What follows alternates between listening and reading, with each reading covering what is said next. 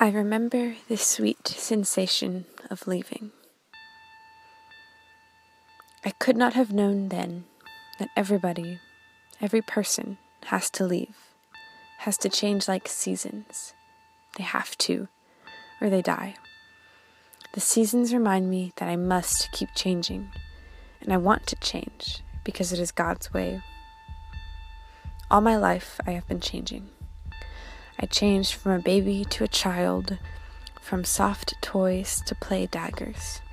I changed into a teenager to drive a car, into a worker to spend some money. I will change into a wife to love a man, into a mother to love a child. Change houses so we are near water, and again so we are near mountains, and again so we are near friends. Keep changing with my husband, getting our love so it dies and gets born again and again, like a garden, fed by 4 seasons, a cycle of change. Everybody has to change, or they expire. Everybody has to leave. Everyone has to leave their home and come back so they can love it again for all new reasons. I want to keep my soul fertile for the changes, so things keep getting born in me, so things keep dying when it is time for things to die. I want to keep walking away from the person I was a moment ago, because a mind was made to figure things out, not to read the same page recurrently. Only the good stories have the characters different at the end than they were at the beginning. And the closest thing I can liken life to is a book, the way it stretches out on paper, page after page, as if to trick the mind into thinking it isn't all happening at once. Time has pressed you and me into a book too, this tiny chapter we share together, this vapor of a scene, pulling our seconds into minutes and minutes into hours. Everything we were is no more, and what we will become what was. This is from where story stems, the stuff of its construction lying at our feet like cut strips of philosophy.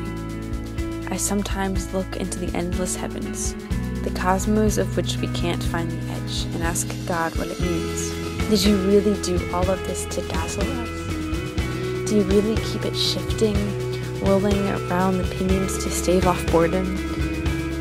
God forbid your glory would be our distraction, and God forbid we would ignore your glory. Life cannot be understood on a flat page. It has to be lived. A person has to get out of his head, has to fall in love, has to memorize poems, has to jump off bridges into rivers, and has to stand in an empty desert and whisper sonnets under his breath.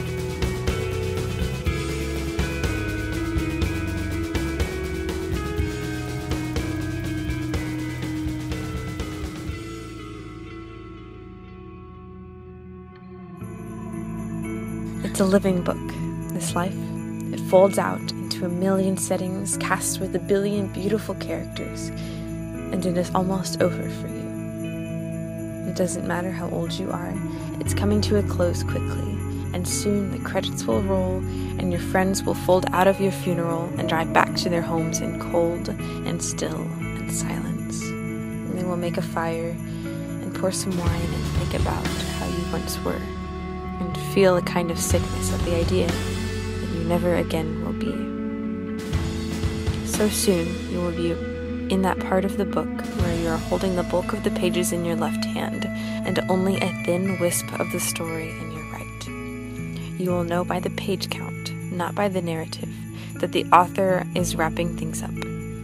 You begin to mourn its ending. You want to pace yourself slowly towards its closure, knowing the last lines will speak of something beautiful, of the end of something long and earned. And you hope much, and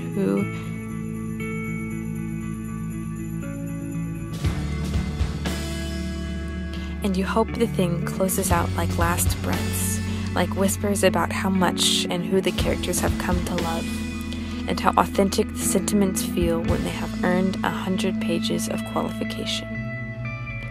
And so, my prayer is that your story will have involved some leaving, and some coming home, some summer, and some winter, some roses blooming out like children in a play.